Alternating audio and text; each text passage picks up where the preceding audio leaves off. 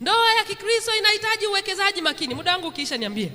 Ndoa ya Kikristo inahitaji uwekezaji makini. Hiyo ni sababu ya pili. Ile ni sababu ya kwanza ambayo nimeita, inasema kila kanuni ya uwekezaji inapitia uzoefu ufuatao. Mauzoefu yale 4 nimeyataja. Uzoefu wa kwanza ni nini? Hofu. Ya pili, tamaa. Ya tatu, kujiamini kupita kiasi. Ya 4, majuto. Sasa ndoa ya Kikristo inahitaji uwekezaji makini kwa sababu zifuatazo. Sababu ya kwanza ni ya mke mmoja.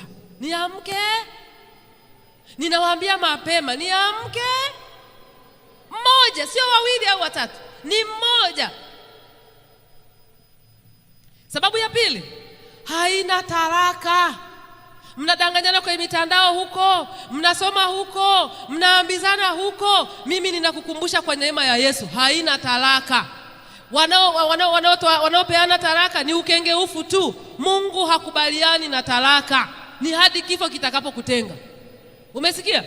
Kwa kulingana na amri takatifu ya Mungu. Mengine yanayokuja kujili huyu ni matokeo ya ukengeufu tu, kwa sababu tu zinatokea zilizo nje ya uwezo tu. Lakini ndoa ni ya mke mmoja na haina talaka hadi mauti itakapokutenga, kwa kulingana na amri takatifu ya Mungu. Kwa hiyo unapofanya maamuzi haya, sasa hivi una miaka 18, wengine 19, wengine 22, wengine 21. Umekaa muda mfupi kuliko ule utakaokaa kwenye ndoa ikiwa utakaa na mwenzi wako kwa miaka 70. 70 kutoa 20 ni ngapi? 50. Kwa hiyo unaenda kufanya mkataba wa miaka 50 ijayo. Unatakiwa uwe makini. Yaani mkataba huu ni mkubwa kuliko ule mkataba wa bandari ambao una miaka 30 kitu. Si ndio? Yaani ile bandari itarudi, wewe bado uko kwenye huo mkataba. Na kukumbusha, mkataba wa miaka 50, kama Mungu amekulinda umekaa miaka 80 na sasa hivi una 20, utafanya mkataba wa miaka 60. Be very very careful. Umeelewa eh? Sababu ya tatu, namalizia, vingine tuendelea kesho. Ndoa ya Kikristo inataka mwanandoa awe mwili mmoja na mwenzake. Mwili mmoja, sio akili moja. Mwili, sijasema akili, si akili moja, hapana. Unaweza ukaenda na akili yako na mawazo yako yakatofautiana, mkubaliane kutokukubaliana na maisha yaende. Kwa hiyo ukitafuta yule ambaye mtakuwa akisema mguu pande mnaenda, mguu sawa mnaenda, nyuma geuka tunaenda, huyo sio mwanadamu, ni mdoli. Umesikia? Kwa hiyo jipange kutokukubaliana na bado maisha yaende.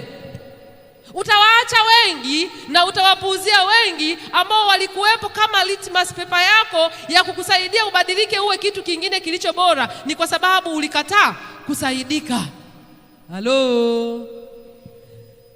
Ndoa ni shule isiyo na likizo.